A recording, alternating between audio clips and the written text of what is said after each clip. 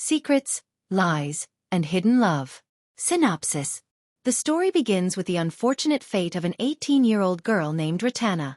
Her beauty is both a blessing and a curse, attracting an unending series of troubles. Worse still, men are drawn to her, placing her life in constant danger. Love seems equally bleak when the man she cherishes and dreams of spending her life with turns out to be the young district officer, none other than the husband of the woman who saved her life. What fate awaits Rattana, the ill-fated young woman? Follow her journey to find out. Chapter 1. Please, madam, don't send me away. I have nowhere else to go, Rattana begged, clutching the knees of her employer, her tears flowing endlessly. Yet her pleas fell on deaf ears. The plump and well-dressed mistress of the house, her employer, showed no trace of compassion. Madame Duanxi looked down at the young maid with contempt, her face cold and unfeeling. Despite Rattana's attempt to explain that it was all because of Chundum, the mistress's beloved son, Madame Duanxi remained unmoved. Get out of here, Rat. Before the sun rises, I don't want to see your face in this house again. The command was chilling, resonating with cruelty. Why yes, madam, Rattana stammered through her tears, bowing her head in pain as her tears fell onto Madame Duanxi's feet.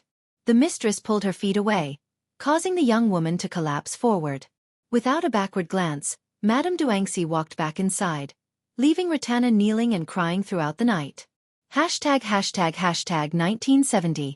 7:47 a.m. Rattana stepped off the bus, carrying an old woven bag. She began to walk aimlessly, her heart weighed down by despair.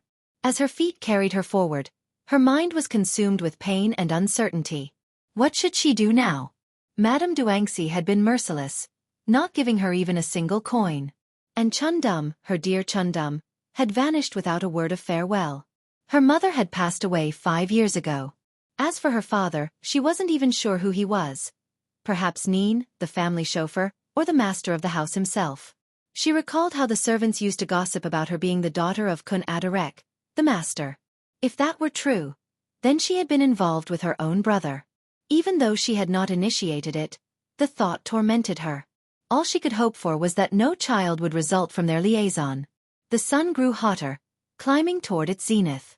Exhaustion began to take its toll on Rattana. Though her bag wasn't particularly heavy, the distance and her weariness made her feel faint. Dying might be better, she thought bitterly. Even if no one comes to handle my funeral, let the vultures, worms, or rats feast on me as their merit. Her despair deepened.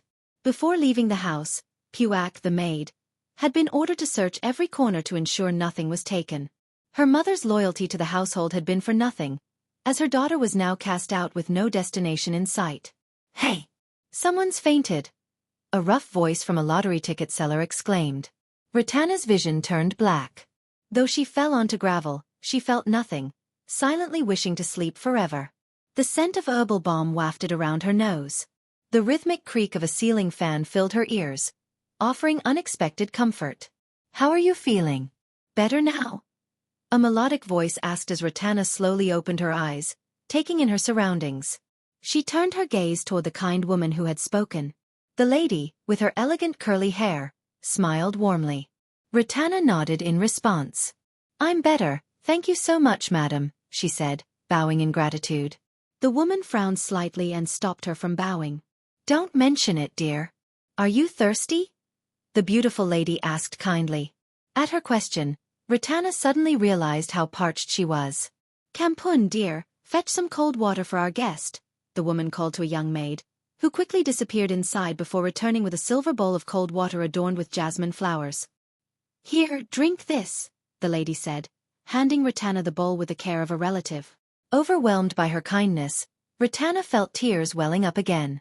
She drank the fragrant water, feeling slightly revived, but the thought of having nowhere to go soon dampened her spirits once more. Would she end up in a brothel? Why are you crying? Have you been walking in the heat for long? The kind woman asked, placing a comforting hand on Rattana's shoulder. Rattana nodded, looking at her with desperate hope. I've been kicked out, madam. Do you have any work I could do? She pleaded. The lady, however, looked hesitant. You were dismissed? Were you a maid at a household? And why were you kicked out? You didn't steal anything, did you? No, madam, not at all. Rattana shook her head vigorously. I was assaulted by the mistress's son, but she blamed me, accusing me of seducing him. Tears streamed down her face as she recounted the injustice. The kind woman exchanged a glance with Kampun, her maid, who looked equally concerned. Listen, dear. I'm not saying no, but I must consult with my husband first. I can't make such a decision on my own. If something goes wrong, I'll be blamed, she explained gently. Madam, I'm not a bad person truly, Rattana implored, but the woman remained firm, insisting she wait for her husband, Kunbadan, to return. Rattana waited on the porch until evening. Finally, a car pulled into the driveway, and the chauffeur opened the door for a man in the back seat. The moment Kunbadan saw Rattana, he was instantly captivated by her beauty. Chapter 2. You're quite fortunate. The master rarely accepts new workers without much thought. Well then, it's already late. Go find a place to rest for the night, and we'll discuss your duties tomorrow. Rattana felt a wave of relief. At least she had a place to sleep tonight. However, the fiery gaze of the master as he looked at her earlier made her uneasy, fearing history might repeat itself. Sleep in this room, rat, and behave yourself. Show that you're deserving of Kun Kwan's kindness, Kampun said curtly. Though the tone was harsh, Rattana nodded obediently. All right, Kampun. And where do you sleep? She tried to build a rapport, but Kampun wasn't interested. She kept her distance from the newcomer. I sleep here as well. Now, get some rest. Tomorrow, make sure to see Kun Kwan early, Kampun replied before walking away. Left alone, Rattana entered the modest room. Though small, it was comfortable. She placed her only possession on a short wardrobe filled with neatly folded plain clothes. The bed was wide enough for two and covered with clean sheets. As she lay down, her thoughts wandered. The master's face loomed vividly in her mind. She tried to push it aside, but her youthful emotions, stirred by past experiences, made her restless. His eyes, when they looked at her earlier, held a sense of awe, like a young man falling in love for the first time. Rat, if anything like this happens again, you might as well join a convent, she warned herself sternly. Exhausted, her eyelids finally closed, granting her the first peaceful sleep she'd had in a month. The chirping of magpies outside the window woke her. Rattana was surprised to find it was already morning and she had slept through the night. What a refreshing day. She bathed in the nearby canal as a morning coffee boat glided by. The boatman, an older man, paused his rowing to gawk at her. At just 18 years old, her youthful curves were enough to distract him entirely. Bathing in the canal this early. Don't you feel cold? A deep voice called from behind. Rattana, scrubbing her body with soap, tried to ignore the male presence. When she turned, she realized it was Kunbadan. Her cheeks flushed instantly. Silence means what, rat? He asked, seemingly unaware of her embarrassment. She remained quiet, unsure how to respond, prompting him to add, next time, use the servants' bathroom behind the house. This area is better for washing clothes in the late morning. Understood. Rattana nodded quickly. The tall man shook his head before striding away. She watched him leave, her heart fluttering.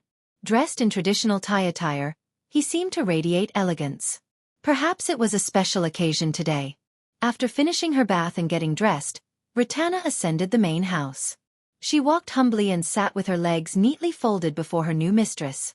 Kun Songkwan, despite her gentle nature, couldn't help but feel pleased by the display of respect. Like many employers, she appreciated a servant who knew their place. So Rattana, what a lovely name, Songkwan complimented, finding herself wishing she could save the name for her future daughter. Alas, it already belonged to this young maid. I'm here to report, madam. Please let me know what duties I should take on, Rattana said modestly. Songkwan felt gratified, while Kampun remained indifferent, her expression as stoic as ever. There's no need to call me madam, rat. Just call me Kun Kwan, like Kampun does, Songkwan said, though inwardly, she enjoyed the title. She had been in this household for 2 years, yet her husband had shown her no affection. The marriage, arranged by their families, had left her longing for a connection. He had never once shared her bed. Though her curly hair might not meet traditional standards of beauty, her face was flawless. Still, he seemed blind to her. Songkwan sighed deeply, drawing the attention of both Rattana and Kampun. I'm just tired, you two. Being the district officer's wife is lonely. I can't even act out of line without fearing gossip. What a life, she lamented. Kampun, who had served her mistress since childhood, understood these frustrations well. Having grown up as a servant herself, Kampun was deeply loyal but wary of Rattana. She had noticed how Kunbadan's gaze lingered on the new maid, filled with a longing starkly absent when he looked at Songkwan, her beloved mistress. Chapter 3. Do you have something to discuss with me, dear? Songkwan asked, her eyes sparkling as she addressed her husband.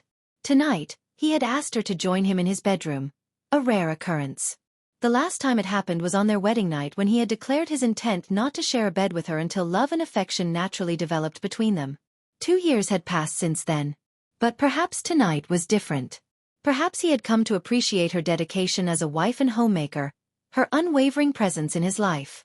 I've taken a liking to Rattana, Songkwan, he began. Her expression immediately darkened. What? She asked, shocked by his words. As I said, I felt drawn to her the moment I saw her. There's a sense of connection, though I wouldn't call it love, he confessed. Songkwan blinked rapidly, tears welling in her eyes.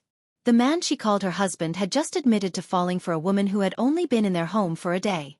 Meanwhile, she had lived with him for 2 years, only to face constant indifference.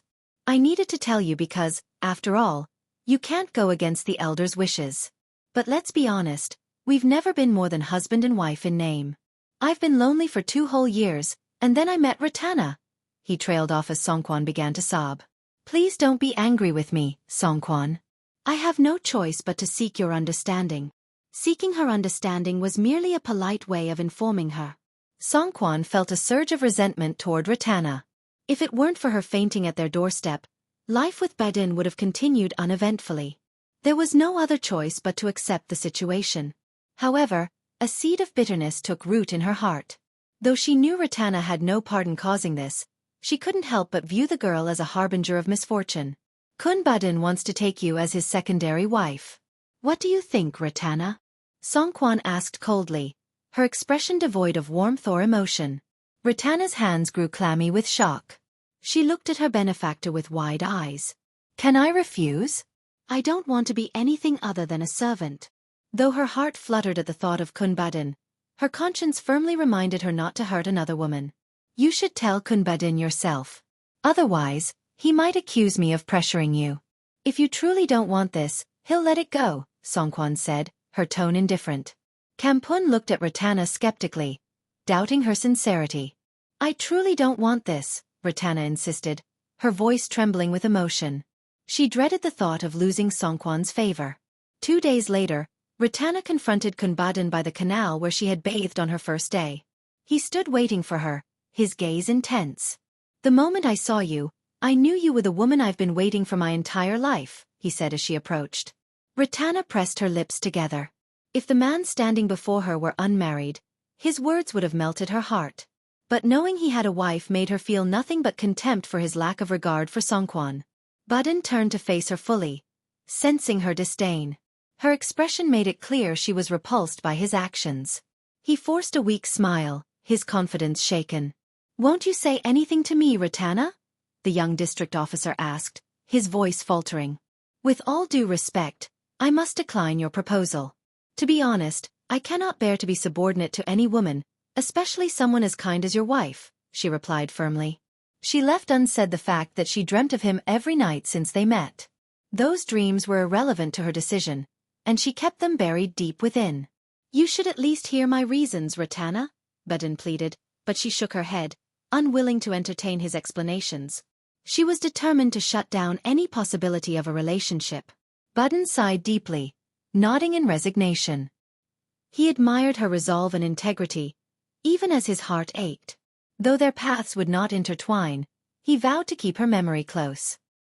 He watched her walk away, her figure retreating toward the house without a single backward glance. The young district officer donned his wide-brimmed hat and walked to his car, driving off to work with a heavy heart. Chapter 4. Though I'm relieved that Rattana refused him, Kampun, my heart aches. Who can guarantee that she won't change her mind and accept becoming his concubine in the future? Songkwan confided in her trusted maid. Kampun agreed. While Rattana had rejected the idea, a part of her might still harbor regret. Dismiss her, Kun Kwan. It's better to be cruel for a moment than to live in constant unease like this, Kampun suggested firmly. Do you truly think so, Kampun? I don't want to do such a thing, Songkwan asked, tilting her head uncertainly.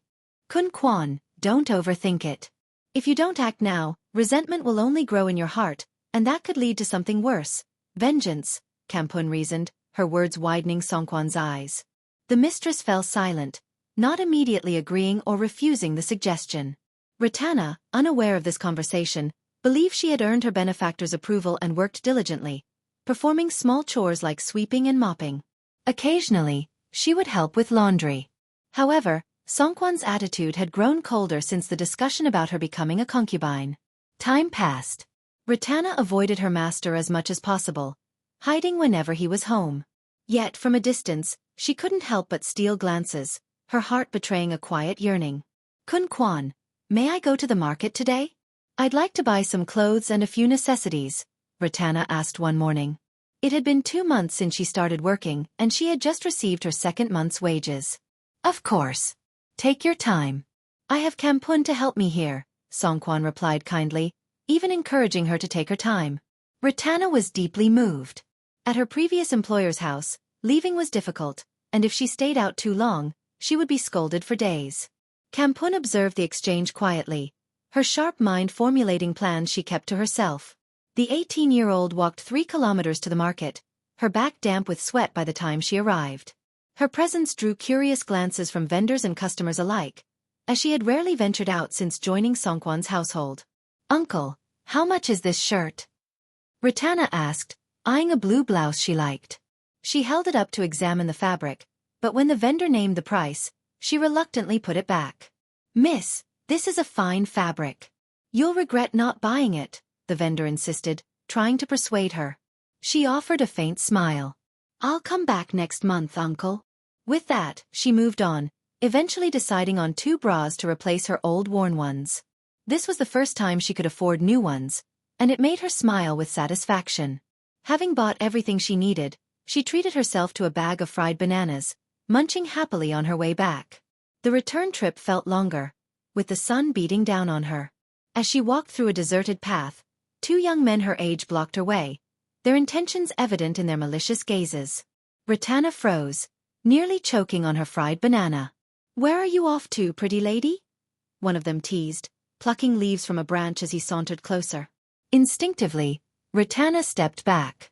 I'm heading home. Please let me pass, she said, forcing a calm tone to mask her growing fear. What's your name, sweetheart? The other man asked, reaching out as if to touch her hair. Rattana slapped his hand away in disgust. Oh, look, Singh. She doesn't like me, he said, laughing as he turned to his companion. Well then, just drag her to your place and teach her some manners, Singh replied.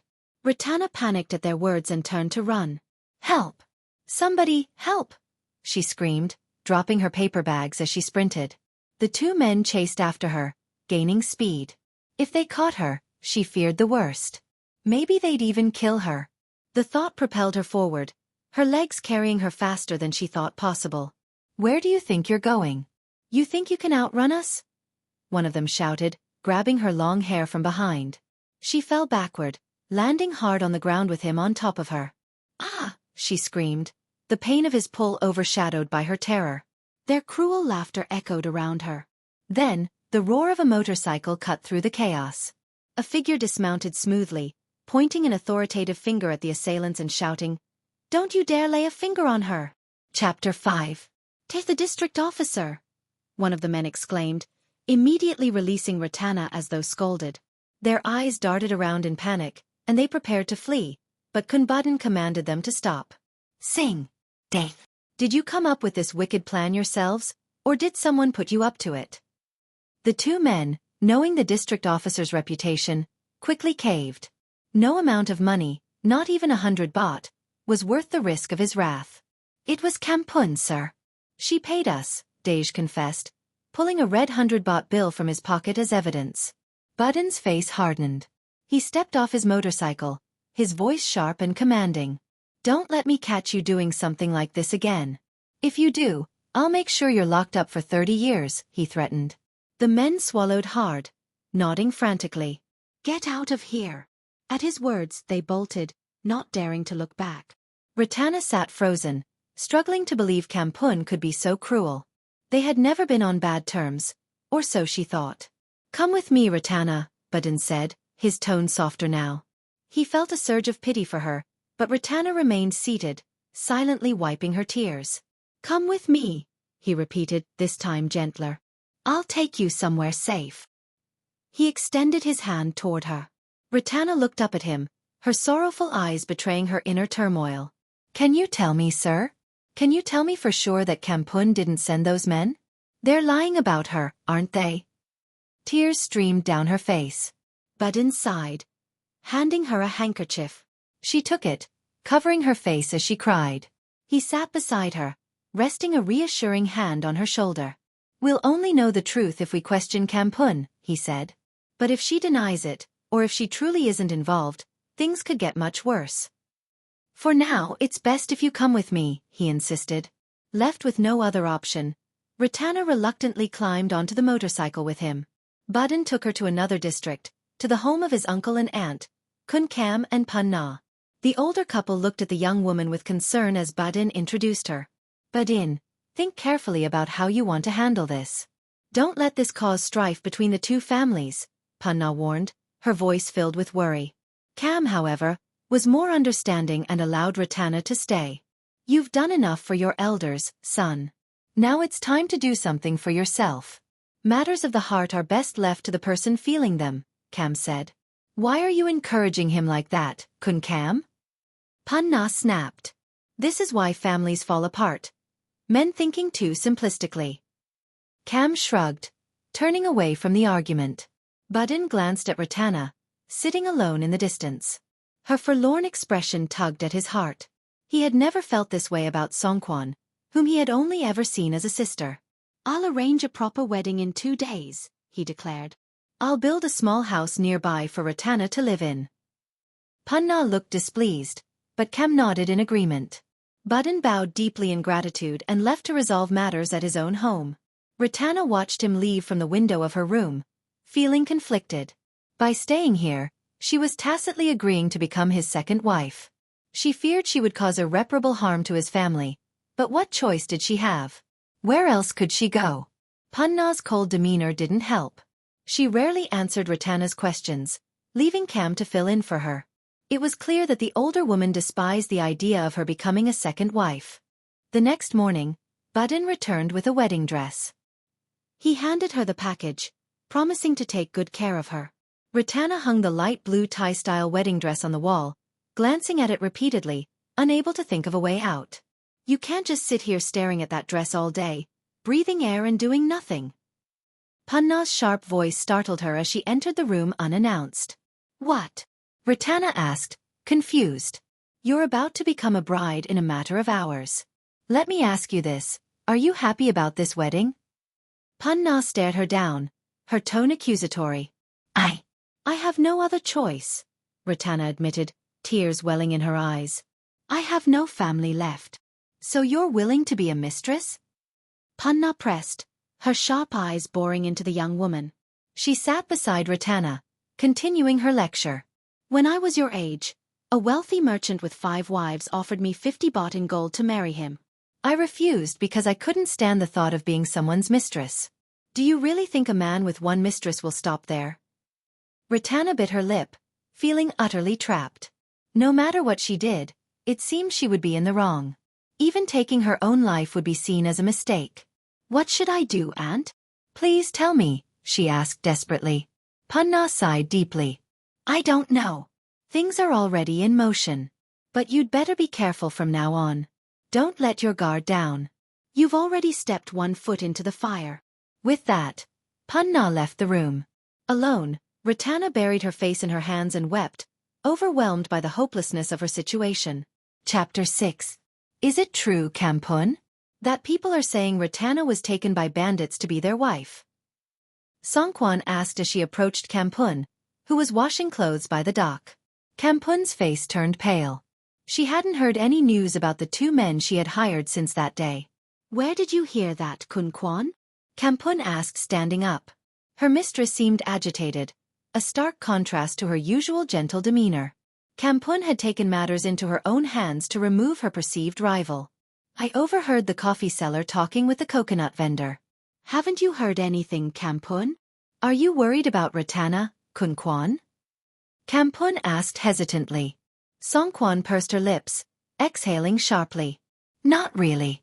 I don't like someone who might destroy my love. But it's for the best. Consider it her karma. As long as she doesn't come back, that's all I care about. In truth, Songquan was overjoyed. She had long wished to rid herself of Rattana but had refrained out of fear of legal consequences. Now, the outcome suited her perfectly. Kampun stared at her mistress, taken aback by the satisfaction on her face. While Kampun considered herself ruthless, her mistress seemed even more so. When Rattana hadn't returned that day, Kampun had felt a pang of guilt for sending a fellow woman into danger. She had prayed for forgiveness but hadn't expected Songquan to remain so unfazed. Why are you looking at me like that, Kampun? Do you think I'm cruel? Songquan's voice wavered, tears forming in her eyes. Kampun, loyal to a fault, wiped away her mistress's tears. Her pity for Rattana vanished in an instant as she saw Songquan's vulnerability. Not at all, Kunquan. Rattana deserves it, Kampun said firmly. She loved her mistress and pitied her for her unrequited love. Budin didn't deserve Songquan's devotion. You're the only one who truly loves me, Kampun, Songquan said, her voice trembling. Kampun felt a surge of protectiveness. Yes, Kunquan. Even if no one else loves you, I will always be loyal and devoted to you, Kampun promised. Songquan embraced her, overjoyed. Kampun's heart raced as she realized her feelings for Songquan weren't merely those of a servant for her mistress. They were deeper, more intimate. But the 18-year-old maid hadn't yet come to terms with her emotions. The next morning, the wedding took place as planned. The bride wore a somber expression throughout. Other than a few relatives of the groom, there were no other guests. Aunt Punna seemed on the verge of leaving the ceremony but was held back by Uncle Cam's insistence on decorum. Budin placed the wedding ring on Rattana's finger, but she showed no interest in the beautiful piece of jewelry. Can you smile for me, Rat? He asked. She forced a smile, but it was hollow and lifeless. The ceremony ended quietly amidst murmurs from the few attendees. Rattana felt utterly alone. What kind of woman has no shame? One of Budin's relatives whispered to her husband. He quickly grabbed her wrist and led her away from the scene. You see now, Rattana? Aunt Punna said, approaching her. This is just the beginning. The longer you choose to stay in this fire, the more it will consume you. Rattana felt her head spin as the world around her faded into darkness. Are you feeling better, Rat? A familiar soft voice asked. Dazed, Rattana mistook it for Songquan's and threw her arms around the speaker to apologize, only to find herself embracing Budin, her husband. You! She exclaimed, her tear-streaked face turning red. You've been crying non-stop, Rat. You should put your mind at ease now, he said, seemingly unable to grasp the depth of her sorrow. I can't find peace. I want to be someone with dignity, she replied, tears flowing anew. Call me P instead, he said gently. And I'll make sure you have everything you desire. All I ask is that you fulfill your duty. Duty? Yes, your duty. I want you to fulfill your role as my wife in every way. Are you ready, Rat? His voice turned husky as he leaned closer. Only then did Rattana realize she was in a bedroom adorned with fresh rose petals and filled with the heady scent of traditional Thai perfume. Blushing furiously, she looked up at Budin, suddenly acutely aware of their intimate surroundings. Chapter 7. The young district officer gently lifted Rattana's left hand, adorned with a jade ring on her ring finger, and kissed it softly. His gaze was tender, his eyes full of affection. Rattana's heart raced wildly, pounding harder than the beats of a traditional Thai drum. I need to tell you. I'm not a pure woman, she stammered. Budin raised an eyebrow in surprise, but as she opened her mouth to explain, he placed a finger lightly on her lips, signaling her to stop. Tonight, it's just you and me, Rattana, he said softly. She nodded slowly, her heart pounding louder than ever. Budin began to unburden her of her clothing, his touch delicate yet firm, as he disrobed himself. His hands caressed her smooth, silken skin with reverence. Rattana felt a shiver course through her body. Though she wasn't untouched, her past experiences had been forced upon her. Tonight's emotions were a world apart. Budden's warm lips teased her earlobe, sending tingles through her. She instinctively nestled closer into his embrace, overwhelmed by the mixture of excitement and vulnerability. It was like a stormy sea, like a raging tempest. When the chaos subsided, all that remained was a profound sense of fulfillment shared between them. The two held each other close, their bodies entwined. Even the slightest touch could reignite the flames of passion. To Budden, Rattana was a priceless gem, one he would treasure forever. For Rattana, however, Budden was merely her anchor, a physical and emotional refuge in the present, and perhaps the future. Still, deep within her, she harbored a quiet hope. It was a yearning so faint that even she couldn't fully comprehend it. Would the day come when it might blossom?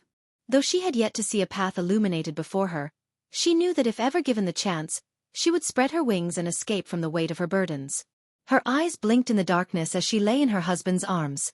A man who was hers, but also belonged to someone else. The sound of midnight dew dripping onto the leaves outside was a lullaby of sorts, yet sleep eluded Rattana. She remained wide awake until Budden stirred beside her, tightening his embrace. His half-closed eyes blinked at her curiously. Rattana quickly shut her eyes, feigning sleep, to avoid any probing questions. For a man like Budden, no matter how often he professed love and devotion, Rattana found it difficult to believe that his feelings would remain steadfast forever. She recalled Aunt Punna's warning: if she could take Budden away from Songkwan today, she would have to prepare herself for the day when he might find someone else to stand by his side. Just as Songkwan was experiencing now. Rattana couldn't predict how her own feelings might evolve. She didn't even know what tomorrow would bring. She dreaded the judgmental stares of the villagers when she stepped outside. What was the point of being with him if it brought her so much anguish? No, this couldn't continue. She had to find a way out of this life, and soon. The sooner she escaped, the lighter her guilt would be. The sooner, the better. Chapter 8. Almost a month had passed, and the house that her husband promised to build for her was nearly complete. Rattana couldn't help but admire it. It was a raised wooden house painted in soft blue. Beneath the house, there was space to place a bamboo platform, perfect for lounging during the day. In front of the house, she had planted frangipani and bougainvillea trees. Aunt Punna had objected to the frangipani, saying its name carried a connotation of sorrow, but Rattana had ignored her and planted it with a hoe anyway. Frangipani was just a simple flower, with beautiful colors and a sweet scent. Who had started such a strange superstition in the first place? Well, do as you please. I told you, but you wouldn't listen. And that jackfruit tree at the front. Didn't I tell you not to plant it there? You're such an odd one, Aunt Punna grumbled, but Rattana had come to understand her over time. She realized the older woman was kind-hearted, despite her sharp tongue. If you didn't take her words to heart, you'd grow to like her. Just tell me what you want, Rat, and I'll find the prettiest plants for you. All I ask is that you keep smiling like this, Budden had said one evening when Rattana mentioned wanting to plant colorful miniature roses around the house. He never hesitated to fulfill her requests, simply wanting to see her happy. How is Kun Kwan? Rattana asked, resting her head on his muscular arm. Budden looked uneasy at her question, bringing a shadow of sadness back to her face. Kwan is doing well. Don't worry about her, he reassured her, though he feared upsetting the woman in his arms again. Rattana said nothing more. Though she smiled more often these days, it wasn't true happiness. The wounds in her heart lingered, and she saw no clear way forward. Budden kissed her lightly scented hair, troubled by the melancholy in her gaze. He continually sought ways to bring her joy, though he didn't fully understand why she remained so burdened. I want a son and a daughter. Maybe 4 kids in total. Can you give me that, Rat? He asked gently. Rattana snapped out of her thoughts, looking at the young district officer. Though they were married, she had never imagined having children with him. His question left her speechless for several minutes. You want children? She finally asked, as if in a dream. He nodded, puzzled by her stunned reaction. Yes, our children. Or do you not want any, Rat? He asked, sounding slightly hurt. She averted her eyes, avoiding his questioning gaze. Do you still have unresolved feelings in your heart? He pressed. I can't find peace with the way things are, she confessed sadly. It breaks my heart to betray another woman, especially someone who has been so kind to me. Budden froze. He shifted to sit up, and Rattana lifted her head from his arm, getting up first. "Where are you going?" she asked urgently as Badin donned his hat and coat. He turned to her with a determined expression. "I'm going to speak with Kun Kwan and the elders from both families," he said firmly, his voice resolute.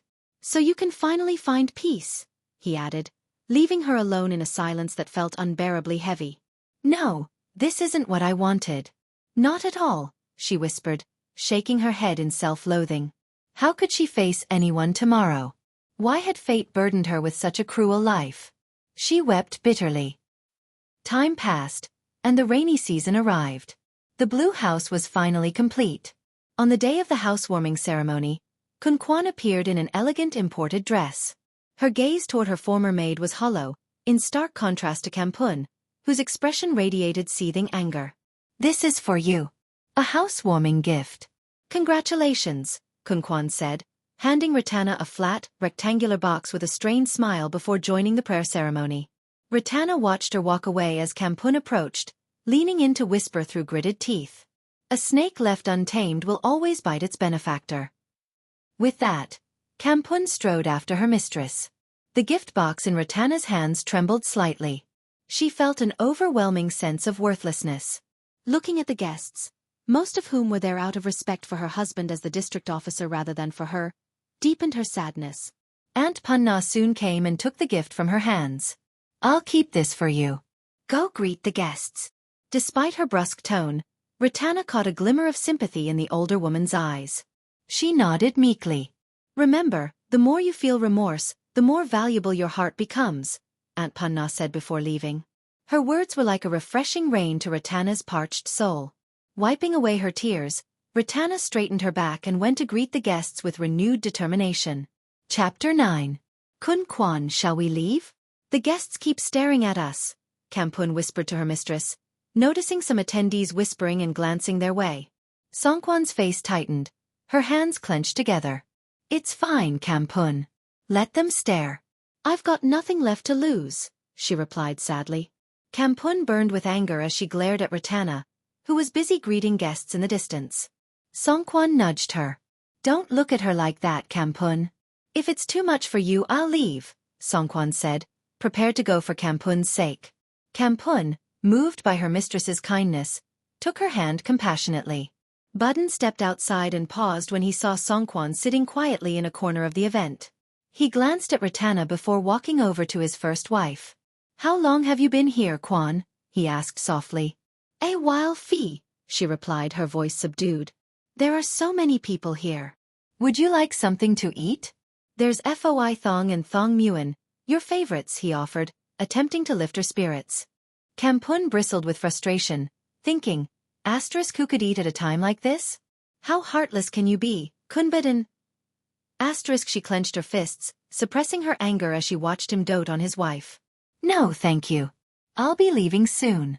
"You should return to greeting your guests," Songkwan said, her voice calm but distant. Budden gazed at her for a moment before nodding and smiling faintly. He glanced at Kampun, who glared at him with open hostility, but he said nothing and turned back toward Rattana. "They suit each other so well, don't they, Kampun?" Songkwan said through tears. Kampun followed her gaze, silently vowing that the couple would not remain together for long. "Let's go home, my dearest Kwan. I'll give you a massage to help you sleep peacefully," Kampun whispered gently, offering her hand. Songkwan took it, and the two quietly left the event.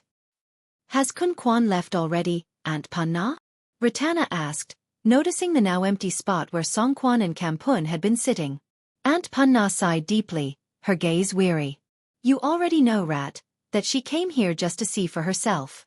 Now that it's plain as day, how long do you think she can bear it?" Her blunt words struck Rattana like a dagger.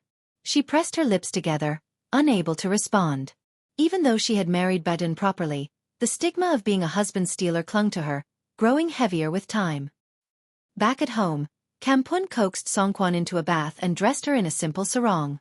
She then had her lie face down on a wooden couch, her head resting on a triangular pillow. The loyal maid used fragrant oil, a gift from a relative in Penang, its citrusy scent filling the room. Kampun's nimble hands massaged Songkwan's smooth back, spreading the oil evenly. Her skilled touch elicited a contented sigh from her mistress. I never knew you were this good at massages. Kampun. And this oil, it's so soothing, Songkwan murmured, her eyes closed in relaxation. Kampun smiled, her heart swelling with love. She was certain now that her feelings for Songkwan went beyond loyalty. They were deeper, more profound. Yet all she wanted was to care for her mistress and bring her happiness. Songkwan dozed off under Kampun's careful ministrations. Her body relaxed. Half an hour passed, and Kampun continued her gentle massage, worried about startling her mistress if she pressed too hard. Eventually, Songkwan stirred and sat up groggily. The sarong slipped down to her hips, and Kampun's face flushed red. Songkwan, unbothered, adjusted the fabric casually and smiled. Thank you so much, Kampun. You're so good to me. If there's anything you need, anything I can give you, just tell me. You're the only one who truly loves me, Songkwan said earnestly, clasping Kampun's rough hands. Kampun's heart raced. What she wanted most was to take Songkwan far away from this place, to a life where she could care for her without the constraints of society. But she couldn't voice her deepest wish. You're quiet, Kampun. Are you thinking about what you want? Songkwan teased, her mood lighter. Yes, Kun Kwan. All I want is to take care of you and see you smile. That's enough for me, Kampun replied sincerely. You're such a good person, Kampun. I love you, you're like a sister to me, Songkwan said warmly. Her kind words etched themselves into Kampun's heart, a treasure she would hold on to forever. Chapter 10.1. In the early hours of a new day, Rattana lay restless, plagued by nightmares throughout the night. Budden hadn't stayed with her, as he had urgent business to attend to in another province. Her heart raced painfully, and she woke up trembling, confused by the unfamiliar sensation.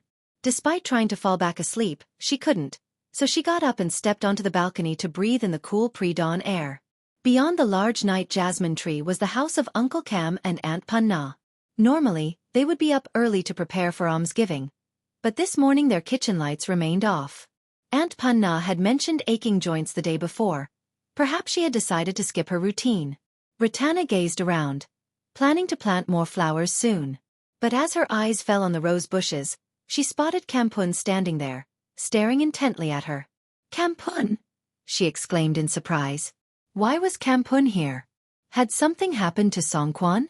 Before she could think it through, Rattana hurriedly ran down the stairs, almost leaping in her haste. Rat! Kampun called out, her face frantic as Rattana reached her. It's really you, Kampun. What's going on? Why are you here? Rat, please help Kun Kwan. She's completely stiff, she can't move, Kampun said, gripping Rattana's hand tightly, her eyes brimming with panic. Why didn't you call for a doctor, Kampun? If something serious happens, it'll be too late. And what can I possibly do for Kun Kwan? She's been calling your name non-stop since she got home. Rat, you have to help her. Please come with me, Kampun pleaded, tears streaming down her face, her voice trembling. In the end, Rattana nodded reluctantly. But how will we get there, Kampun? It's in another district. Don't worry. I came with Kun Kam, Kun Kwan's driver. He's parked on the road nearby. I was hesitant to come, afraid Kun Budden might object, but then I saw you step out onto the balcony, Kampun explained quickly. Rattana rushed back inside to grab a few essentials before leaving with her.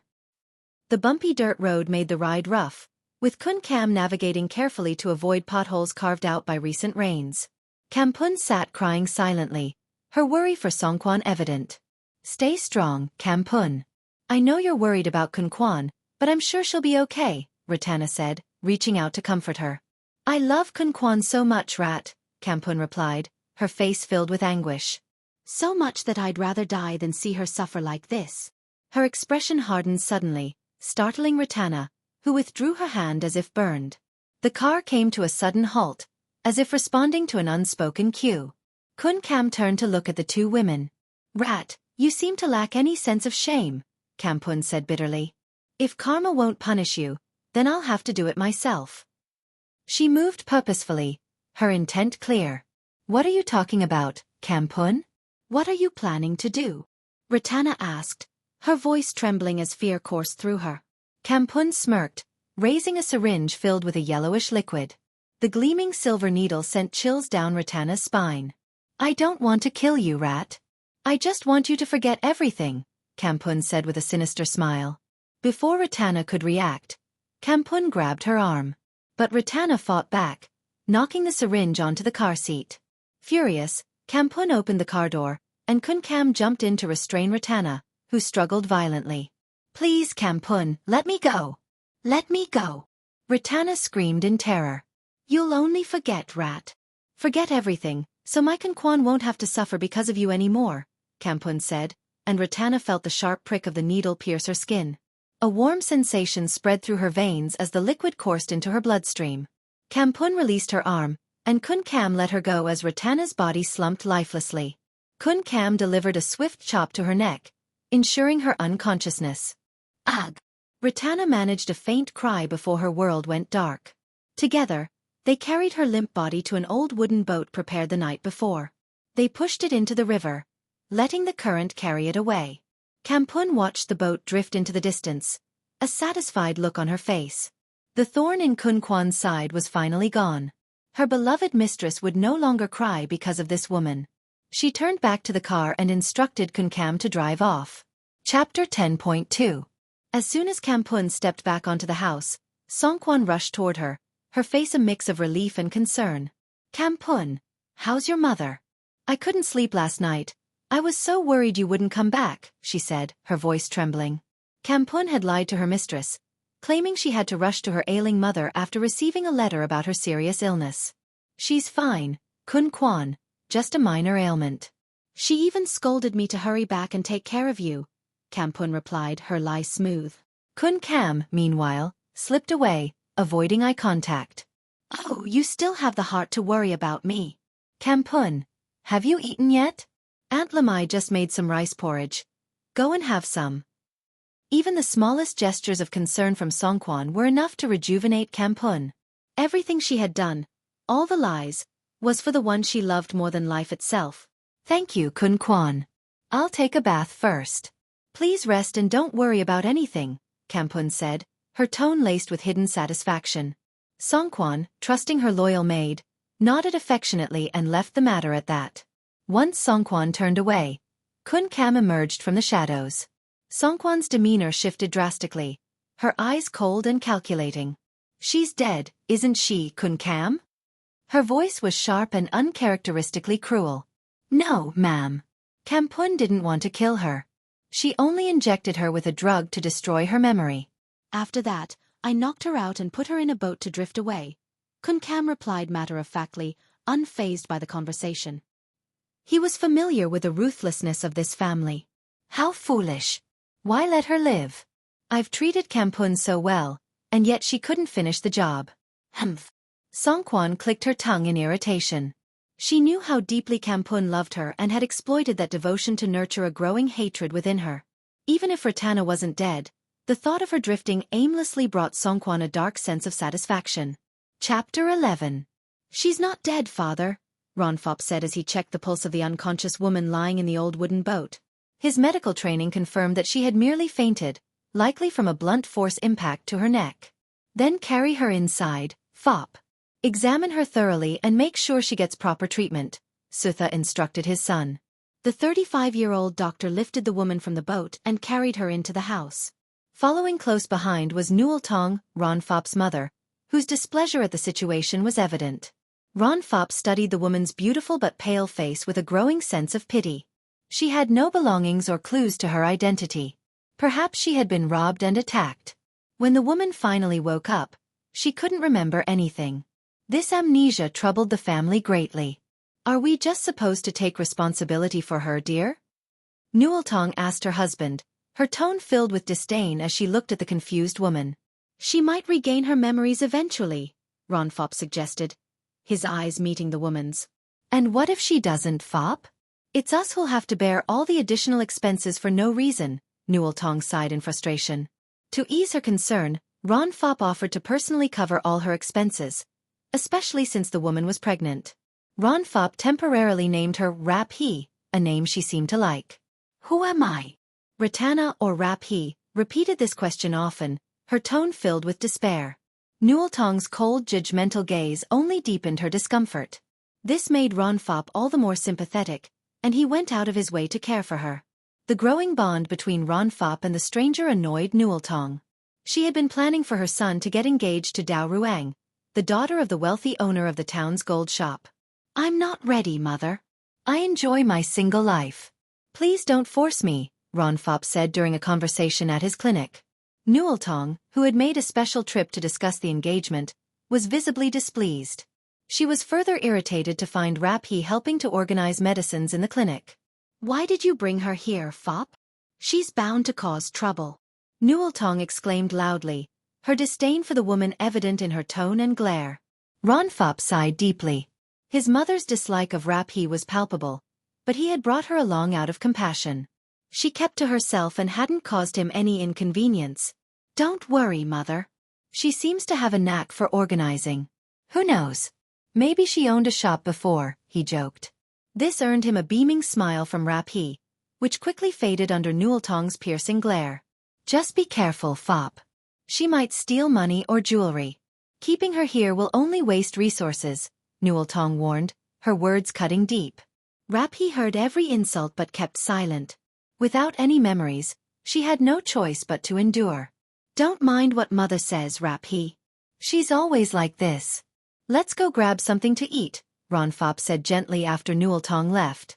Raphi, her face downcast, nodded quietly. Her simplicity and compliance endeared her to him. As they left for a meal, they crossed paths with Dao Ruang, who had been on her way to invite Ronfop out. She froze when she saw the man she fancied walking alongside the woman the town gossiped about. Ronfop's gentle demeanor toward the stranger stirred jealousy in Dao Ruang.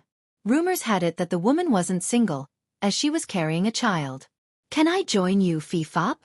Dao Ruang asked boldly, fearing that Raphi might win his heart. "Sure. Right, Raphi." Ronfop turned to Raphi, who nodded politely. Seizing the opportunity, Dao Ruang clung to Ronfop's arm, marking her territory. The two women exchanged glances, silently assessing one another. "The more the merrier," Raphi said with a calm smile. "Besides, I'd like to get to know you better, Dao Ruang." But Dao Ruang wasn't interested in making friends.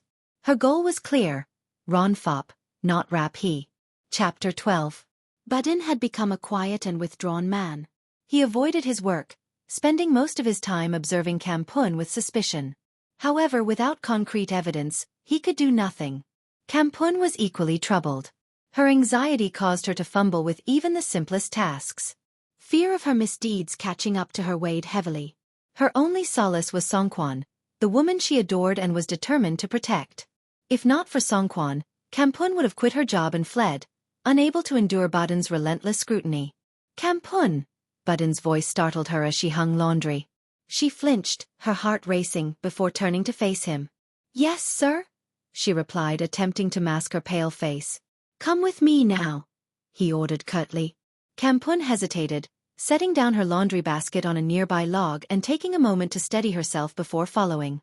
When she reached him, Budin sat with a cup of coffee, deep in thought, seemingly unaware of her presence. But he was very aware. He tilted his head, looking at her as she stood before him, eyes downcast. "Sit down, Kampun," he instructed, gesturing to the chair tucked under the table. Kampun obeyed, sitting stiffly and avoiding his gaze. "Someone saw you and Kun Kam heading toward the district where Rattana was last seen that night. What were you doing there?" His sharp eyes bore into her, like a blade ready to strike. Kampun stayed silent, her lips pressed tightly together. Budin's anger flared at her lack of response. He slammed his fist on the table, the sound echoing ominously. "What did Rattana ever do to you, Kampun?" His voice was low, but the rage in it was unmistakable. "Do you want to end up in jail? Answer me!" he roared, raising his hand as if to slap her.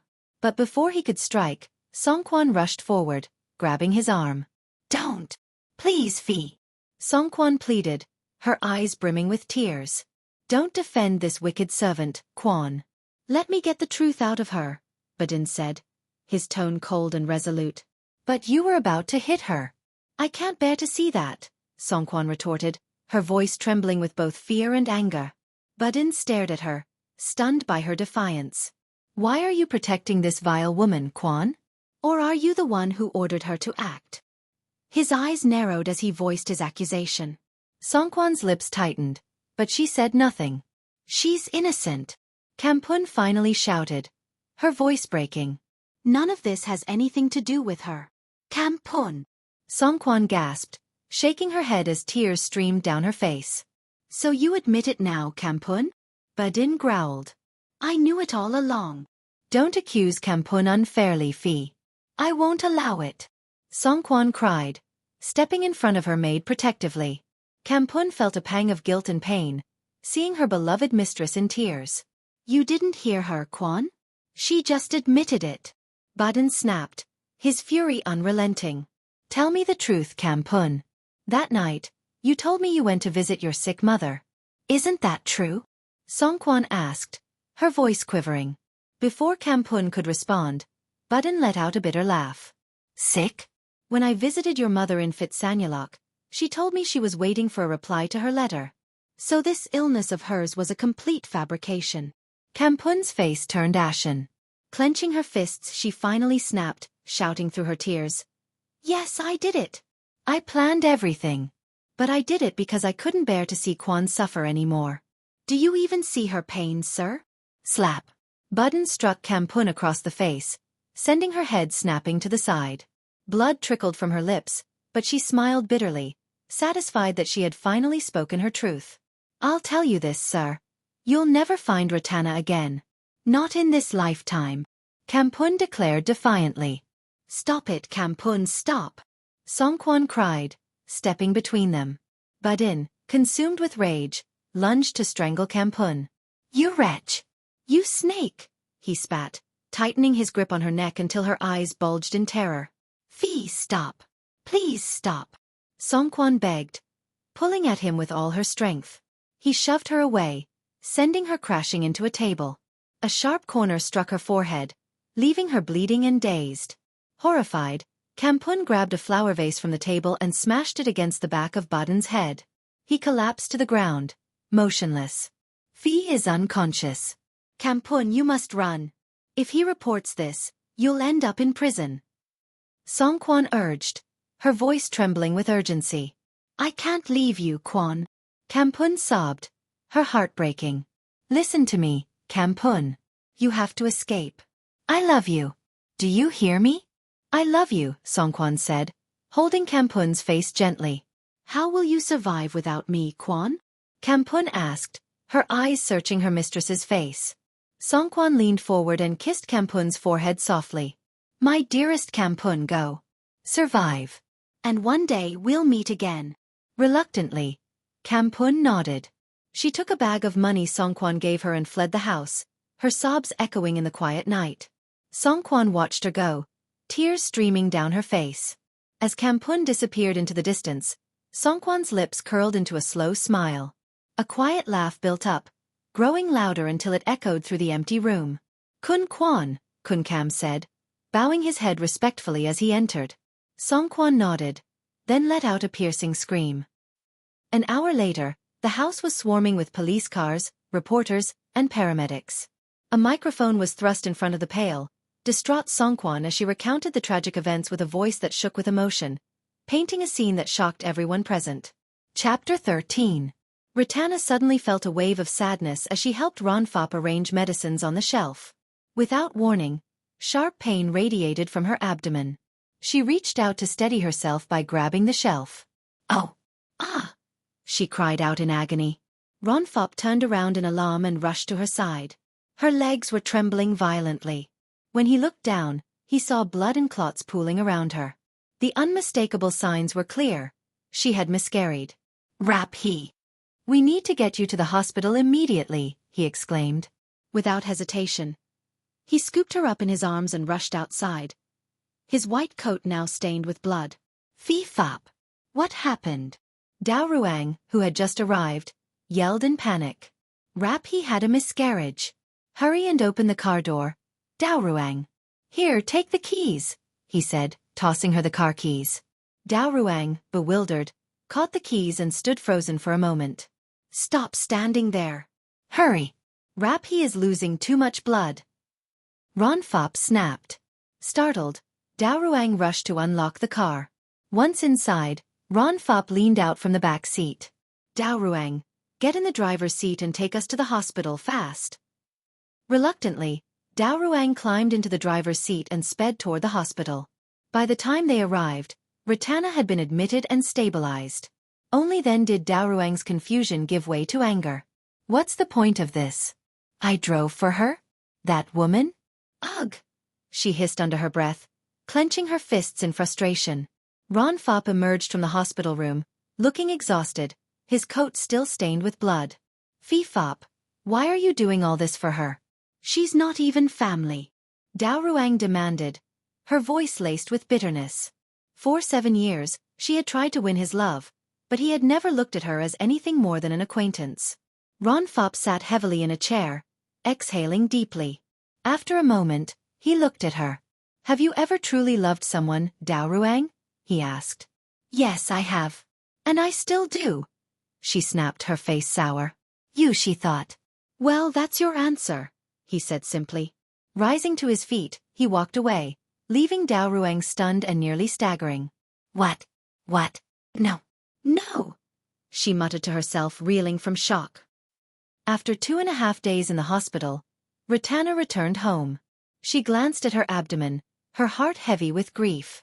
Sick again, always causing problems and wasting money. You're nothing but a burden. Newell Tong spat, her voice cutting. But Rattana, as always, remained silent. What's your game? Have you really forgotten who you are, or are you just pretending to ensnare my son?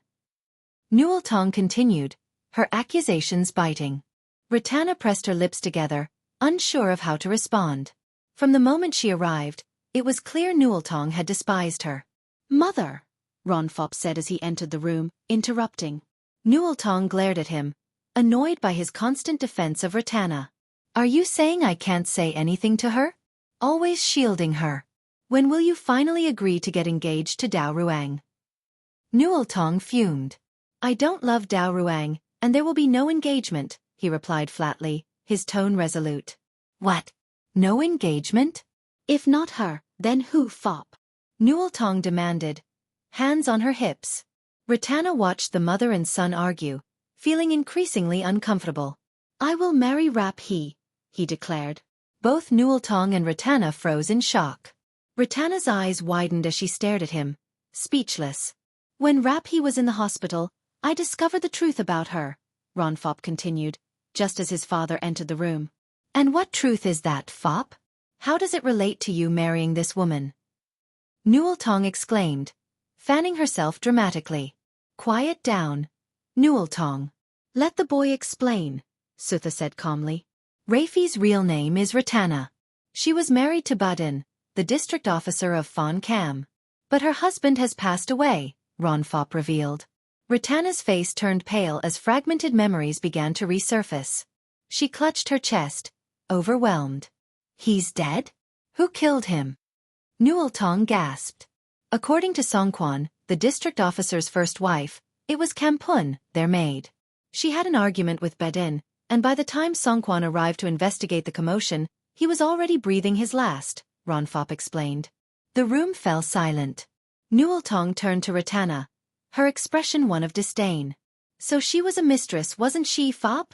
She sneered, making Rattana feel even more dejected. Perhaps she was, Ron Fop admitted. But that's all in the past. She is now a widow and legally a missing person. If you know all this, why not just send her back and wash your hands of her? Why keep taking care of her? Newell Tong argued. Ron Fop shook his head, looking at his father, his mother, and finally, Rattana. I want to marry her. In just a few days, she's filled a void in my heart that I didn't even realize was there, he said earnestly. Sutha nodded in understanding, but Newell Tong looked as if she might explode. Oh, the shame! My son, a doctor, marrying a widow. I can't bear it, she cried, stomping out of the room in frustration. Sutha patted his son on the shoulder. Do what you believe is right, Fop. That's what matters. Ron Fop bowed his head respectfully to his father before turning to Rattana. He smiled warmly, but she could only stare back, her eyes clouded with uncertainty. Chapter 14.1. Songkwan sat in the same chair where Badin had once sat before his untimely death. Her gaze stretched into the distance, her thoughts heavy with solitude. Now the large house was eerily quiet, occupied only by her, Kun Kam, and an elderly cook. After the funeral, all the assets and properties legally became hers. Yet, her heart felt as empty as the halls of the home she now owned. Her slender fingers gripped a coffee cup as silent tears streaked her cheeks. She didn't bother to wipe them away. Kun Kwan, a familiar voice called. Turning her head, Songkwan saw Kampun approaching swiftly, dressed in black with a hat partially concealing her face. Songkwan's lips parted in a joyful smile. "You've come back to me, Kampun," she said, standing and rushing to embrace her faithful servant. Kampun returned the embrace, planting a gentle kiss on her forehead. "I missed you so much, Kwan. I couldn't bear being away," Kampun confessed, her eyes filled with sincerity. "Oh, Kampun, you must have had such a hard time," Songkwan said, gazing into Kampun's eyes and smiling softly. "It doesn't matter what I went through. All I care about is you." "You've lost so much weight," Kampun said, her voice tinged with concern as she examined her mistress's frail form. "It's because I kept thinking about you, wondering when you would come back to me," Songkwan said, locking eyes with Kampun, her gaze so tender it made Kampun's heart race. She hugged Kampun tightly again, leaning in to whisper, "Now that you're here, everything will finally come to an end." Kampun frowned, confused by the cryptic words. Before she could ask, she heard the creak of footsteps on the wooden floor behind her. She barely had time to react before a sharp blade pierced her back. Thud. Kampun collapsed into the arms of the woman she had loved and devoted her life to. Songkwan pushed her away with a swift kick, causing the blade to drive deeper into Kampun's body. Kun Kam stepped closer, his face expressionless as he awaited further instructions. "I'm disgusted by you, Kampun. You're deranged. I saw you sneaking kisses on my cheek while I pretended to sleep," Songkwan spat, her words dripping with venom. Tears streamed down Kampun's face. The physical pain paled in comparison to the agony of her shattered heart. The love she had cherished so deeply had been nothing more than a cruel illusion. There was nothing left to say. Kampun's eyes fluttered shut as she surrendered to her fate. Blood pooled beneath her, its flow steady and unrelenting, marking the end of her devotion and her life. "What should we do next, Kun Kwan?" Kun Kam asked, his voice as cold as hers. "Wait until she's definitely dead, then notify the police," Songkwan replied casually, her lips curling into a seductive smile. "For now, let's find something fun to do while we wait." She swayed her hips provocatively as she walked toward the main house. Kun Kam's eyes followed her, his chest swelling with a sense of triumph. Since Badin's death and Kampun's escape, Songkwan had turned to Kun Kam, using him as a tool for her physical desires. In return, she showered him with rewards, enough to fund his nightly gambling habits. But Kun Kam had his own ambitions. He relished the thought of eventually bringing this demoness to heel, making her submit to his control. With that thought, he smirked and followed Songkwan at a leisurely pace, savoring the power he felt growing within him. Chapter 14.2. Inside the rose-hued bedroom, the door burst open with a resounding bang. The two figures, startled beyond measure, hastily separated, shielding themselves as they turned toward the intruder. "Can't tell a snake from a rope, can you, Kun Kwan?" Kampun growled through gritted teeth, staggering in with a knife protruding from her back. Her hand clutched the doorknob for support, her face twisted in pain but still brimming with seething anger. "You filthy Kampun! You're still alive!" Kun Songkwan shrieked, pointing at her in fury. She hastily grabbed a towel to wrap around herself. Kun Kam, similarly exposed, lazily reached for his trousers. "Well, you won't be for much longer." Songkwan, shedding all pretenses of gentleness, lunged at Kampun to shove her aside, but someone stepped forward to catch her. "Who are you?" Songkwan's brows furrowed as she stared at the new arrival, a well-dressed, composed young man. Behind him, Rattana emerged slowly, her face still clouded with confusion. "My name is Dr. Ronfop. I'm the one who rescued Rattana, and I'm here to bear witness for Kampun in the case of murder," he said firmly. "Murder? What nonsense are you talking about?" "That woman is back to harm me again, but fortunately, Kun Kam protected me." Songkwan lied shamelessly, her words igniting fury in Kampun's eyes. "This is the end for you, Kampun. Loyal, yes, but as foolish as a water buffalo. You're vile, Campun. Rattana, please help me. Songkwan pleaded, moving toward Rattana, who remained silent. Rattana's gaze lingered on Songkwan, wrapped hastily in a towel, looking as though she had just concluded a sordid affair. Songkwan's face flushed with shame. I was attacked by Kun Kam. No one came to my aid. You must believe me, Rattana, she insisted, shaking Rattana's arm desperately. What? Kun Kwan, you invited me here yourself. Kun Kam interjected, his voice cutting through the room. Campun smirked in grim satisfaction. I don't know you, Rattana replied, pulling her arm away and turning to Ronfop. Campun needs urgent medical attention. Let's take her to the hospital, she said, attempting to help Campun up. But Campun refused to budge. Songkwan stood frozen, unable to form a coherent plan. Kun Kam, sensing betrayal, seemed ready to switch sides. Suddenly, the sound of police cars screeching to a halt broke the tension. Arrest them, officers. They tried to kill me, and Kun Kam killed Campun. Songkwan shrieked, pointing fingers wildly. Kun Kam made a feeble attempt to flee but was quickly restrained by the officers. She orchestrated everything, sir. Kun Kam cried, throwing Songkwan under the proverbial bus. She even manipulated Campun into her schemes. Songkwan screamed in rage, her world crumbling around her.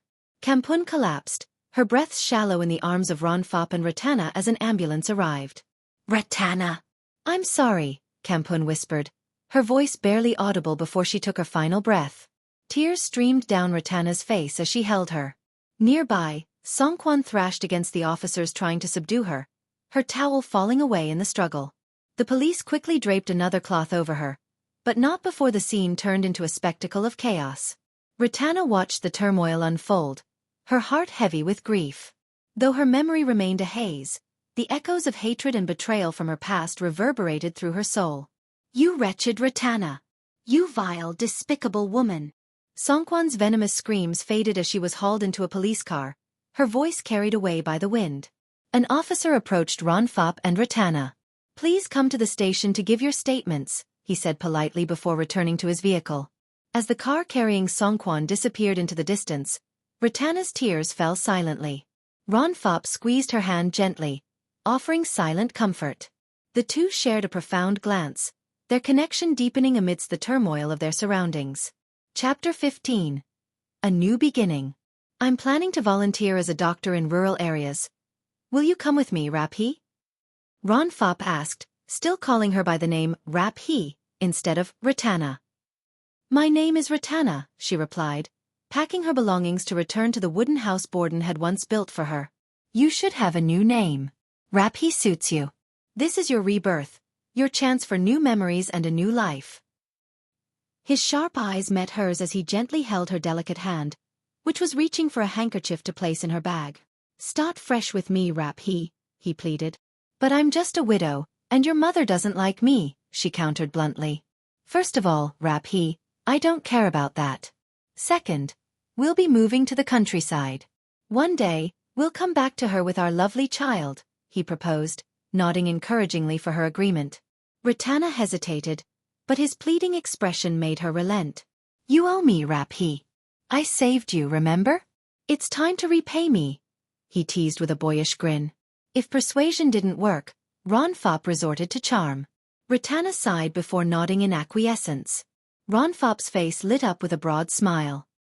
He lifted her hand to kiss it joyfully. Now that's more like it. Let's go see my friend to register our move. You're going to love it there, Raphi. With that, the young doctor took her hand, leading her toward a new beginning. Rattana smiled brightly, feeling as though the weight of loneliness had been lifted. From now on, her life would be filled with hope, a new name, and a new love in Ronfop. Subscribe now for more interesting stories.